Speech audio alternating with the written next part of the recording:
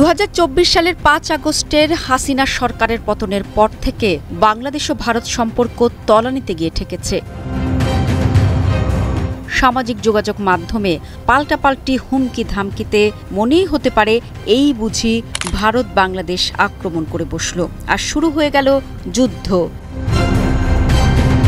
তবে বাস্তবে এমনটা না হওয়ার সম্ভাবনাই বেশি। কেন বলছি? কারণ এতে বাংলাদেশের চেয়ে ভারতের বিপদটাই বেশি হবে। ভারতের অখণ্ডতা ঝুঁকির মধ্যে পড়তে পারে। চলুন একটু ব্যাখ্যা করা যাক। প্রথমে যুদ্ধের কারণে আঞ্চলিক বিচ্ছিন্নতাবাদ উস্কে দিতে পারে। কিভাবে? ভারতের উত্তর পূর্বাঞ্চলীয় রাজ্যগুলো যেমন আসাম, মিজোরাম, ত্রিপুরা এবং মেঘালয় বাংলাদেশের সীমানার খুব কাছাকাছি। এই অঞ্চলগুলোতে আগে থেকেই বিচ্ছিন্নতাবাদী আন্দোলনের অস্তিত্ব রয়েছে। বাংলাদেশের সঙ্গে যুদ্ধ বাঁধলে এই রাজ্যগুলিতে বিচ্ছিন্নতাবাদী গোষ্ঠীগুলো আরও সক্রিয় হতে পারে। এছাড়া বাংলাদেশ থেকে ভারতের সীমান্তে শরণার্থীদের ঢল বাড়বে, যা ভারতের পূর্বাঞ্চলীয় রাজ্যগুলোতে সামাজিক এবং অর্থনৈতিক চাপ তৈরি করবে। আর এর ফলে স্থানীয় জনগণের মধ্যে অসন্তোষ বৃদ্ধি পাবে, বাড়তে পারে অভ্যন্তরীণ অস্থিরতাও। জানিয়ে রাখি, বাংলাদেশের সঙ্গে ৪,০৯৬ কিলোমিটার দীর্ঘ সীমান্ত রয়েছে ভারতের। এত দীর্ঘ সীমান্ত যুদ্ধ পরিস্থিতিতে পুরোপুরি সুরক্ষিত রাখা প্রায় অসম্ভব। এই সীমান্ত দিয়ে অস্ত্র, মাদক এবং বিচ্ছিন্নতাবাদী গোষ্ঠীর অনুপ্রবেশ বেড়ে যেতে পারে, যা ভারতের অভ্যন্তরীণ নিরাপত্তা ব্যবস্থার জন্য বড় হুমকি তৈরি করবে। শুধু কি তাই? বাংলাদেশের সঙ্গে যুদ্ধ হলে ভারতকে আন্তর্জাতিকভাবে সমালোচনার মুখোমুখি হতে হবে। বাংলাদেশ একটি উন্নয়নশীল দেশ হিসেবে বৈশ্বিক সমর্থন পেতে পারে, বিশেষ করে মুসলিম প্রধান দেশগুলোর সমর্থন। ভারতের উপর অর্থনৈতিক নিষেধাজ্ঞা আরোপ হতে পারে, যা অভ্যন্তরীণ অর্থনীতিকে দুর্বল করে তুলবে।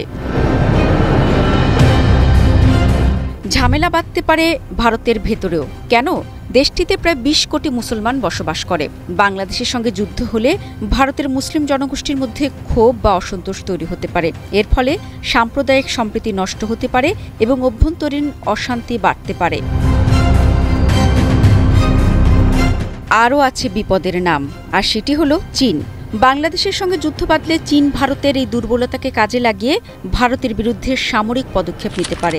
এর ফলে ভারতকে একই সঙ্গে দুই ফ্রন্টে যুদ্ধ করতে হতে পারে, একটি বাংলাদেশ সীমান্তে এবং অন্যটি চীন সীমান্তে। এই পরিস্থিতি ভারতের সামরিক এবং কৌশলগত অবস্থানকে গুরুতর হুমকির মুখে ফেলবে। আপনাদের জানিয়ে রাখি, পেন্টাগনের তথ্য বলছে ২০২০ সালে গালওয়ান উপত্যকায় উত্তেজনার পর এখানে ১ লাখের বেশি সেনা ও ট্যাঙ্ক মোতায়েন করে রেখেছে চীন। তাছাড়া বাংলাদেশের সঙ্গে যুদ্ধ হলে এটি শুধু ভারত নয়, পুরো দক্ষিণ এশিয়ার জন্য অস্থিতিশীলতার কারণ হবে। এর ফলে দক্ষিণ এশীয় অঞ্চলে বাণিজ্য, পরিবহন এবং অন্যান্য সহযোগিতা ক্ষতিগ্রস্ত হবে। পরিশেষে বলতে চাই, বাংলাদেশের সঙ্গে যুদ্ধ বাঁধানো শুধু মানবিক বিপর্যয়ের কারণ হবে না, এটি ভারতের অভ্যন্তরীণ এবং আন্তর্জাতিক স্থিতিশীলতার জন্য মারাত্মক হুমকি সৃষ্টি করবে। তাই যুদ্ধ নয়, শান্তি ও সহযোগিতাই এই অঞ্চলের জনগণের জন্য সবচেয়ে উপযোগী পথ।